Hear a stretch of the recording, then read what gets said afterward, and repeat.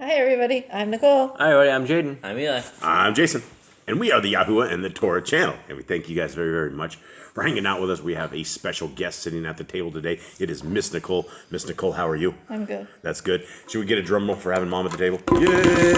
All right, that's I'm good. always here. I'm just not at the table. I know, but you're at the table today. That's really exciting. No, No? Why not? I don't know. She's real shy. She doesn't like to talk. She gives me the evil look. Like, what are you even saying? Why are you putting me on the spot here? All right, gentlemen, how you guys doing? Good. Everyone good?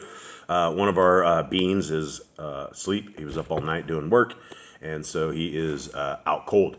So today we are we're kind of winding down. I don't know if we're like too far out. We're not halfway through at all, but we're more than halfway through. Who can give us a lowdown breakdown of exactly what happened in the last Eli? Shaking his head no. The second of the most shy at the table is Eli, my little guy, the little fry guy. Eli, give me a breakdown of what happened in the last little segment that we were reading to get us caught up to where we are at. He left Mitzrayim, or he left Egypt. Who's he? Abraham. Okay. He left Egypt. He got his blessing that his name changed to Abraham and his wife changed to Sarah.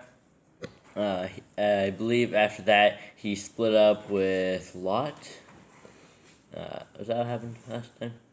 Jobs, what happened last time? Okay, so after he left Egypt, he got Hagar. Why got three wives from Egypt? He got one of Pharaoh's daughters as well with Abraham.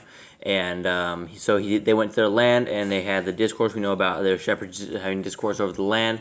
So those two separated, and Abraham chose his side, and then Lot chose his way. And he told him this is like the land that his kids will inherit, his generations will inherit, but he will not. But his generations will. Yep. And so the Writings of Abraham is an extracurricular book. You're able to find this at theyahscriptures.com. If you would like just the single individual book, I think it's around $12.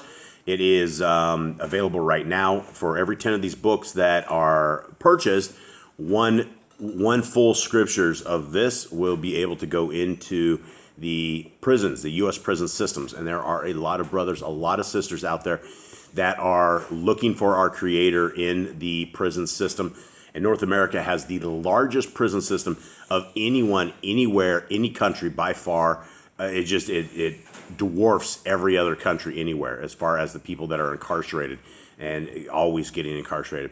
So these are the books you will find there. And for anybody that would like to place a pre-order of the Scriptures of Yah Scriptures, they are available. We should have these in February or March of next year. They are going to the printing press very, very soon. So these are pre-orders. There will not be an infinite number of these. So if you want to make sure that you do get one, you should get a pre-order if you would like. All right, gentlemen, are you guys ready to rock and roll? Yes. Okay, starting at chapter 86. Here we go.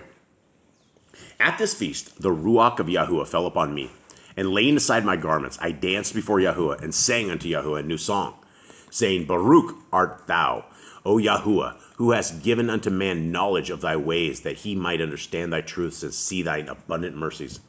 Baruch thou, O Elohim, who art full of compassion and grace, for the greatness of thy power and the abundance of thy truth, the profusion of thy mercies over all thy works. Rejoice the soul of thy servant in thy truth, and through thy righteousness make me cling before thee. Baruch art thou, O Yahuwah, for thou hast placed in the mouth of thy servant the sacred words of power, that I might stand as thy minister continually, that I may confer thy grace upon thy children, and that myself may return to thy presence. Okay, so Abraham everybody's getting real giddy right here, right? Brother Glenn said that yesterday's segment felt like a little commune. He always said like a David Koresh kind of a little commune thing, which is very interesting because Father Abraham has a tremendous amount of wives, and there's a tremendous amount of people here, and for them to all live in harmony is pretty amazing. So now we're going to see why David danced like David danced. It might have something to do with the forefathers. Okay, here we go. Sarah also rose up, full of the Ruach HaKodesh, and danced and sang before Yahuwah. And this is the song of Sarah. In thee, O Yahuwah, will my soul be raised up, for thou hast bestowed upon me thy grace. whereby I am restored to thy presence. For I have entered into thine Kodesh house, and received the sacred rites of thy presence. Surely in my tent at night I will sing songs of joy unto Yahuwah, as I am overshadowed by the kahuna, and lifted up in the foreshadowing of eternity. Surely in receiving thy Ruach, through the overshadowing of the kahuna, I have received deliverance. Wherefore, in the midst of thy people, those whose reverence thine Kadesh name, I will praise thee and glorify thy name forever. Okay, so we have that as well. Then let's see who else is dancing up here. Continuing on. My wife Kedar also arose and proceeded to dance and sing before Yahuwah. And her song was, Baruch Yahuwah, O my soul, exalt his name among the people. I will praise thee, O Yahuwah, upon my bed, when the well springs of my joy are opened up. I will praise thee at all times and seasons, when the sun riseth upon the earth. I will praise thine Kodesh name. When its ordered course, day reacheth its turning point at the meridian, I shall not fail to praise thee. Again, in the evening, when the daylight departeth, I will marvel at thy wonders and glorify thy name. Okay. So it looks like one of his other wives. Yeah, his other wives now. This is wife 3. Then rose up my wife Yahudith, who danced and sang, saying, Praise Yahuwah, who hath shown me the wonders of his ways. For as I lay upon my bed and wrapped in the ecstasies of the Ruach HaKodesh, when the Ruach rushed into me, I saw the vision of the Almighty and heard that which is unlawful to be spoken. Yea, O Yahuwah, thou hast visited me, and I have heard thy wondrous secret, and I know that it is true. Through thine Ruach HaKodesh, through the rites of thine Kodesh Kahuna, through the glorious inner vision to which thou didst open my mind in the moment of my passion, thou hast caused a spring of knowledge to well up within me, a fountain of strength and power, of loving kindness and glory in my Elohim. Thou hast put an end to the darkness of the world in me, and the splendor of thy glory hath become in me an eternal light. Wherefore I will praise thy name forever, and give myself unto thee. All right, so we had a moment of dancing here. Okay, 90. When Yahudith had finished her song, all the congregation, being filled with the Ruach HaKodesh, arose to their feet and began to dance and sing and praise Yahuwah to Nebuah in his name. Some saw Kadesh messengers in their midst, and others saw the Shemaim open and beheld Elohim seated upon his throne, and all were filled with his Ruach and shouted praises to Yahuwah in joyness until dawn. Then we all rose up before Yahuwah and praised his name for this great outpouring and worshipped him all that day. And we rejoiced at the grace of Yahuwah, our Elohim. Okay, previous to that time, Amraphel, son of Nimrod, sovereign of Shinar, Kedorlaomer, sovereign of Elam, Arioch, sovereign of Elisar, and Tidal, sovereign of Goyim in Padamaram, had waged war against Bera, sovereign of Sodom, Bersha, sovereign of Amorah, Shinab, sovereign of Admah, Shemeber, sovereign of Zeboim, and the sovereign of Bela. They assembled for combat in the valley of Siddim, and the sovereign of Shinar and his royal allies overcame the sovereign of Sodom, and his confederates had imposed tribute upon them. For 12 years they paid their tribute to the sovereign of Shinar, but in the 13th year they revolted against him. In the 14th year the sovereign of Shinar led forth all his allies, and they went up along the way of the wilderness, attacking and plundering all who were confederate with the sovereign of Sodom. But the sovereign of Sodom, my dog's over here like crying. But the sovereign of Sodom, the sovereign of Morah, the sovereign of Admah, the sovereign of Zeboim, and the sovereign of Bela came forth to battle and met Amraphel and his allies in the valley of Siddim.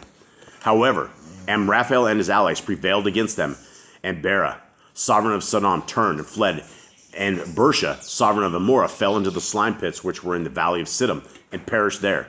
The remainder of the sovereigns fled into the mountain, which was called Hannibal, and tarried there in great fear. All right, do you guys want to continue on? You want to hear the next little piece of this? Yeah, let's go for it. Okay, so everybody's gone. Okay, but one of Lot's servants who dwelt in his house escaped and came to me in Hebron and told me that Lot, my brother's son, had been taken with all his possessions, but that he yet lived. He showed me, moreover, the route which the sovereigns had taken toward the land of Damascus. When I heard the news, my heart melted within me, for Lot, who had stood at my right hand, had been as a brother to me in the place of my brother Haran, who had been slain in the land of Shinar.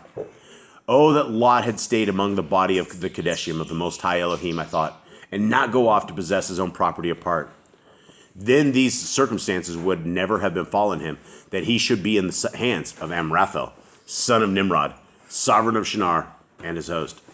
But as I mourned over Lot, the word of Yahuwah came up to me, saying, Up, arouse thee, O Abraham.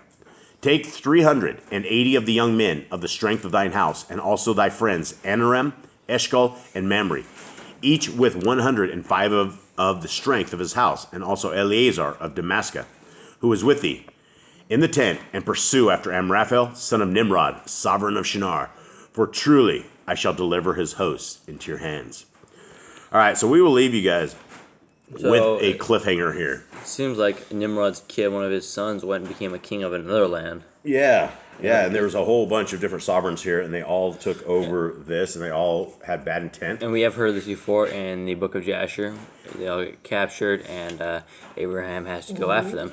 Yeah, in scriptures, you only catch a piece of this, right? You don't get a tremendous amount. Here, you get a lot of details. Jasher, you get a lot more details. You hear about this kind of stuff. And so this is why it is very exciting having all of these books that we can put together, that we can read as a family, that we can discuss and have and available. And they've never been available all in one place. You had to go search, trying to find these things. And so here they are available to all of us now in these end times, just right on time.